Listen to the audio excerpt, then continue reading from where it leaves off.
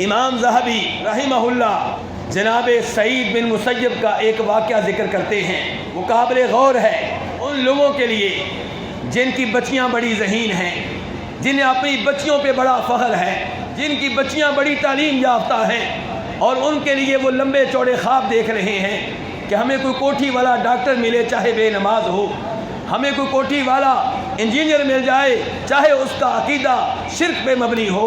میرے بھائیوں دھیان سے سنیے گا، سعید بن مسیب ان کی بیٹی بڑی عالمہ، بڑی فاضلہ، محدثہ، مفسرہ، وقت کے بادشاہ نے اپنے بیٹے کے لیے نکاح کا پیغام بھیجا۔ سعید بن مسیب نے وقت کے بادشاہ کو انکار کر دیا۔ وقت کا بادشاہ توحید کے اوپر ہے، کوئی کافر نہیں ہے، مسلمان ہے، نماز پڑھنے والا ہے، لیکن اسے رشتہ دینا مناسب نہیں سمجھا۔ ایک دن درس حدیث سے فارغ ہوئے، ایک طالب علم نے سلام دیا، کہا بھئی تم کئی دنوں سے نظر نہیں آئے ہو، کافی دنوں کے بعد نظر آئے ہو۔ کہا استاد جی میری بیوی فوت ہو گئی تھی، اس لیے اتنا عرصہ غائب رہا اور آج حاضر ہوا ہوں۔ کہا کہیں تمہارا نکاح ہو چکا ہے؟ کہا استاد جی مجھے نکاح کون دے گا، فقیر آدمی ہوں، میرے پاس ٹوٹل مال 2 درہم ہوں گے یا 3 درہم ہوں گے، مجھے کون رشتہ دے گا؟ کہا تجھے سعید بن مسیب رشتہ دے گا۔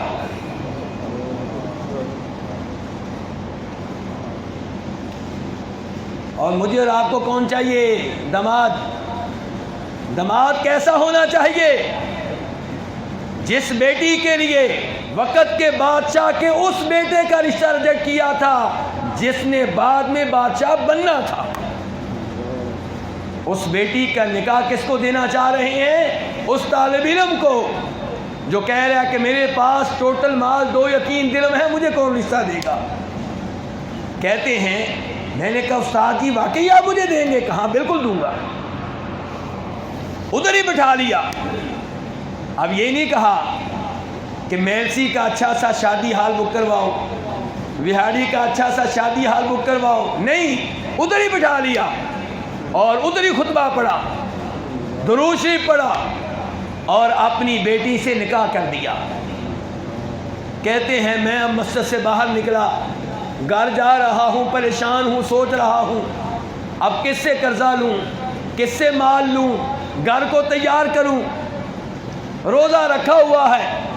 کہتے ہیں مغرب کی نماز مسجد میں ادا کی، پھر گھر میں آ گیا کیونکہ روزہ رکھا ہوا تھا، میرے پاس تھوڑی سی روٹی پڑی تھی اور کچھ تیل پڑا ہوا تھا، سالن موجود، اس تیل کے ساتھ میں کھانا کھا رہا تھا۔ دروازہ کھڑکا، میں نے پوچھا کون؟ جواب آیا سعید۔ میرے ذہن میں مدینہ کا ہر سعید آیا، اگر نہیں آیا تو سعید بن مسیب نہیں آیا۔ کیوں؟ کیونکہ پورے مدینہ کو معلوم ہے سعید بن مسیب یا آپ کو مسجد نبوی میں ملیں گے یا اپنے گھر میں ملیں گے، تیسری جگہ آپ کو نہیں ملیں گے۔ یہ 40 سال سے ان کا معمول ہے۔ کتنے سالوں سے؟ 40 سالوں سے۔ اس لیے میرے ذہن میں سعید بن مسیب نہیں آئے، لیکن دروازہ کھولا تو میں حیران رہ گیا، سامنے استاد جی کھڑے ہیں۔ میرے ذہن میں فوری طور پہ یہ بات آئی کہ لگتا ہے کہ کام نہیں بنا، استاد جی گھر گئے ہیں، اتفاق نہیں ہوا، جواب دینے کے لیے آ گئے ہیں۔ میں نے کہا استاد جی آپ کہاں؟ مجھے بتاتے میں حاضر ہو جاتا۔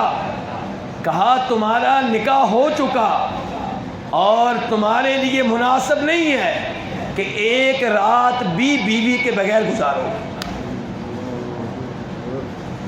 یہ بات کی، پیچھے ہٹے، بیٹی کو آگے کیا، دروازہ بند کیا اور استاد جی چلے گئے۔ لڑکی شرم و حیا کی وجہ سے زمین پہ گر گئی۔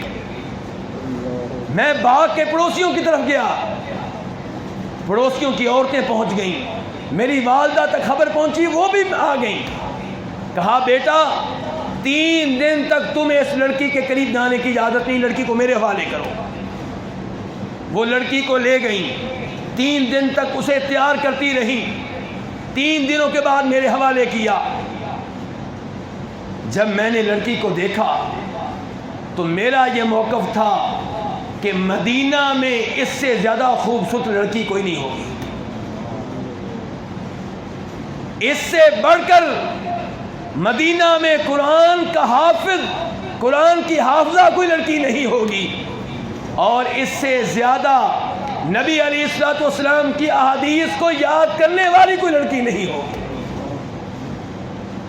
لیکن سعید بن مسیب نے بادشاہ کے بیٹے کو نہیں دی ہے تو دین کے طالب علم کو دی ہے۔ میرے بھائیوں، ایسی بیٹیاں تیار کریں اور ان بچوں کے حوالے کریں جو آپ کی بچی کو جنت میں لے جانے کا سبب اور ذریعہ بن جائیں۔ دنیا میں اگر آپ کی بچی 10 سال، 15 سال، 20 سال، 40 سال، 50 سال مصائب میں، گرمی میں گزار لے گی، کوئی بات نہیں، روز قیامت تو جنت مل جائے گی۔ لیکن اگر یہاں پہ کوٹھیاں مل گئیں، گاڑیاں مل گئیں، عقیدے پہ سمجھوتا کرتے ہوئے، دین پہ سمجھوتا کرتے ہوئے، دین کو نظر انداز کرتے ہوئے، تو بتائیے یہ 30-40 سال تو آپ کی بیٹی یاسی کر لے گی، قبر میں کیا بنے گا؟ تو آپ اپنی بیٹی کو انگلش سکھائیں، مجھے کوئی اعتراض نہیں ہے، پھر بتا دوں، سائنس پڑھائیں، مجھے کوئی اعتراض نہیں ہے، لیکن ان چیزوں سے پہلے حق ہے میرے رب کا۔ آپ کی بچی کو تجوید کے ساتھ قرآن پڑھنا آتا ہو، اور بہتر یہ ہے کہ قرآن کی حافظہ ہو، بہتر یہ ہے کہ قرآن کی عالمہ ہو، بہتر یہ ہے کہ قرآن کی مفسرہ ہو، پورے گاؤں میں انقلاب پیدا کر دے، پورے گاؤں کی لڑکیوں کو اپنی شاگردہ بنا لے، پورے گاؤں کی لڑکیوں کو اپنے لیے صدقہ جاریہ بنا لے۔ اللہ رب العزت سے دعا ہے کہ اللہ تعالی ہمیں ان بچیوں پہ محنت کرنے کی توفیق عنایت فرمائے۔